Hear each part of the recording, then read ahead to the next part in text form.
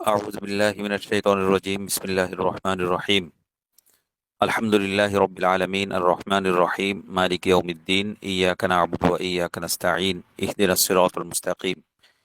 জীবনে আমরা চারটা পাঁচটা কাজ সবসময় করতে পারি, সুযোগ পেলে করতে পারি, অবসরে করতে পারি, এ, শুয়ে বসে সর্বাবস্থা আমি আমি পাঁচটা কাজ, ছোট ছোট কাজ করতে পারি।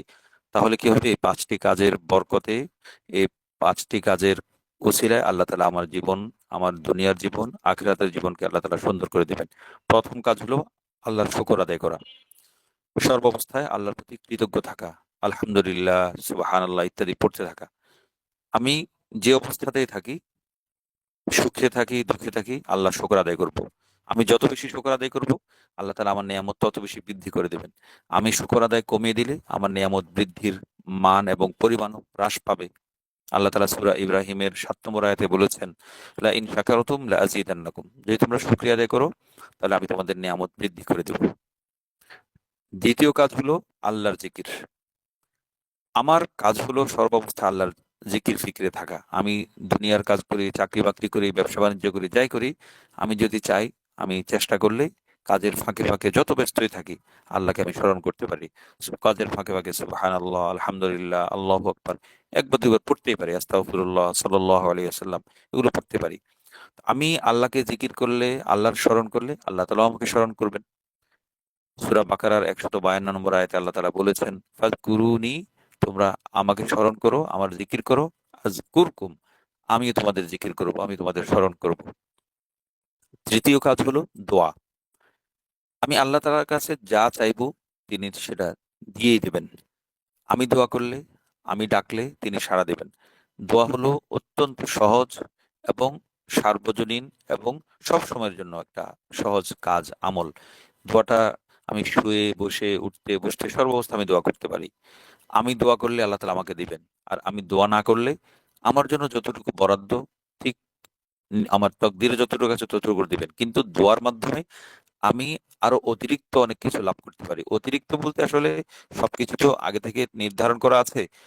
আমি যে বেশি দোয়া করলে আমি আমার তকদির, দোয়ার মাধ্যমে আল্লাহ, ওলামায়ে কেরাম বলে থাকেন যে তকদিরের যে একটা প্রকার, বিভিন্ন প্রকার আছে।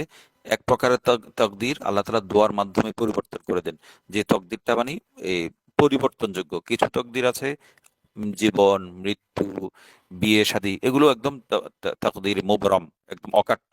আর কিছু আছে তাকদীর মুআল্লাক, আমি এটা করলে ওটা হবে, আমি ওটা না করলে আমার এমন লাভ হবে, এই ধরনের কিছু তাকদীর আছে। তো আমি দোয়া করলে তাকদীর মুআল্লাক যেটা, সেটাকে আল্লাহ তাআলা পরিবর্তন করে দিবেন। আমি ডাকলে আল্লাহ তাআলা সাড়া দিবেন। এটা একদম সহজ কথা।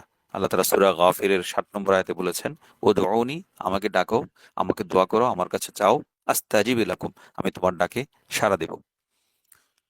চতুর্থ কাজ হলো ইস্তেগফার। আমি বেশি বেশি ইস্তেগফার করবো, আস্তাগফিরুল্লাহ ওয়া আতুবু ইলাইহি, আস্তাগফিরুল্লাহ ওয়া আতুবু ইলাইহি। এমনি সাধারণভাবে কথার ফাঁকে ফাঁকে, গল্পের ফাঁকে ফাঁকে আমি ইস্তেগফার, আস্তাগফিরুল্লাহ পড়তে পারি, বলতে পারি। আমার কথাও ব্যাঘাত ঘটবে না, গল্প গুজবও ব্যাঘাত ঘটবে না, আমার পড়াশোনাতেও ব্যাঘাত ঘটবে না। সর্বাবস্থা আমি একবার ফাঁকে ফাঁকে আস্তাগফিরুল্লাহ সহজে বলে ফেলতে পারি। তা আমি, ইস্তেগফার মানে হলো আল্লাহ তাআলার কাছে ক্ষমা চাওয়া, ক্ষমা প্রার্থনা করা। আমি বারবার ক্ষমা চাইবো আল্লাহ তাআলার কাছে, আস্তাগফিরুল্লাহ, হে আল্লাহ আমি আপনার কাছে ক্ষমা চাচ্ছি। উঠতে বসতে ক্ষমা চাইবো। আমি যত বেশি ইস্তেগফার করব, আমার মুক্তির, আমার নাজাতের সম্ভাবনা ততটা বেড়ে যাবে। সূরা আনফালের ৩৩তম আয়াতে আল্লাহ তাআলা বলেছেন, ওয়ামা কানা আল্লাহু মুআযযিবাহুম ওয়া হুম ইস্তাগফিরুন। আল্লাহ তাআলা, তারা যতদিন পর্যন্ত ইস্তেগফার করবে ততদিন পর্যন্ত আল্লাহ তাআলা কোনো কওমকে, কোনো সম্প্রদায়কে আল্লাহ তাআলা ধ্বংস করেন না। তো ইস্তেগফার করলে আল্লাহ তাআলা আমাকে আযাব থেকে মুক্তি দিবেন। আমি ইস্তেগফার করলে আল্লাহ তাআলা আমাকে পরকালের শাস্তি থেকে মুক্তি দিবেন। ইস্তেগফারের অনেক ফায়দা। আমরা তো এখানে বিস্তারিত আলোচনার সুযোগ নেই, আমরা সংক্ষেপে বিষয়গুলো যেহেতু উপস্থাপন করার চেষ্টা করছি। আল্লাহ তাআলা আমার জন্য ক্ষমা বরাদ্দ করেই রাখবেন যদি আমি ইস্তেগফার করতে থাকি। আমাকে শাস্তি থেকে বাঁচিয়ে দিবেন, আরো অনেক বিপদ আপদ থেকে আমাকে আল্লাহ তাআলা বাঁচাবেন।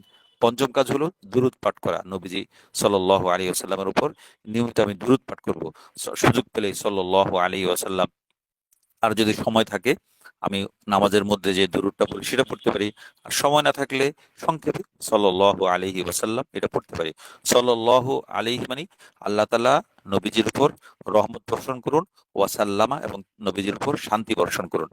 তো দুনিয়াতে আমি আমার জীবনটাকে বরকতমণ্ডিত করতে চাইলে, আখিরাতে আমার জীবনটাকে সৌন্দর্যমণ্ডিত করতে চাইলে, আখিরাতে নবীজির সুপারিশ শাফাআত লাভ করতে চাইলে আমাকে দুরূদ পাঠ করতে হবে বেশি বেশি করে। দুরূদ এমন একটি আমল যে আমলটা আল্লাহ তাআলাও করেন, নবীজি ফেরেশতারাও করেন, সমস্ত মুমিনগণ করেন। আল্লাহ তাআলা সূরা আহজাবের 56 নম্বর আয়াতে আল্লাহ তাআলা বলেছেন, ইন্নাল্লাহা ওয়া মালাইকাতাহু, নিশ্চয় আল্লাহ এবং তার ফেরেশতারা ইউসাল্লুনা আলান নবী, নবীজির উপর দুরূদ পাঠ করতে থাকেন অনবরত। এই এই কথা বলে আল্লাহ তাআলা মুমিনদেরকে উদ্বুদ্ধ করছেন, ইয়া আইয়ুহাল্লাযীনা আমানু, হে মুমিনগণ, সল্লু আলাইহি, তোমরা নবীজির উপর রহমত বর্ষণ করো, দুরূদ পাঠ করো, ওয়াসাল্লিমু তাসলিমা, এবং তার উপর তোমরা নিয়মিত সালাম পেশ করতে থাকো।